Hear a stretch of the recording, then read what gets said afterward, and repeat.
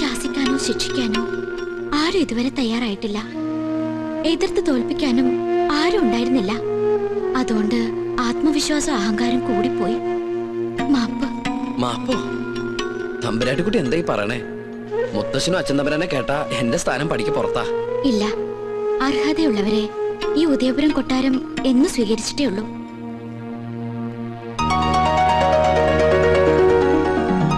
എന്റെ വിജയത്തിന് മുത്തശ്ശൻ എനിക്ക് തന്ന സമ്മാനം, ഇതിനുള്ള അവകാശം അങ്ങേക്ക് തന്നെയാ. ഇത് വാങ്ങണം. അയ്യോ, ഞാൻ വാങ്ങൊന്നുമില്ല. എന്തോ ചെറിയ തമാശ കാണിച്ച് ഒപ്പിച്ചതിന് ഇത്രയും വലിയ സമ്മാനോ? സമ്മാനായിട്ട് വേണ്ടെങ്കിൽ എന്റെ ദക്ഷിണയായിട്ട് കരുതണം.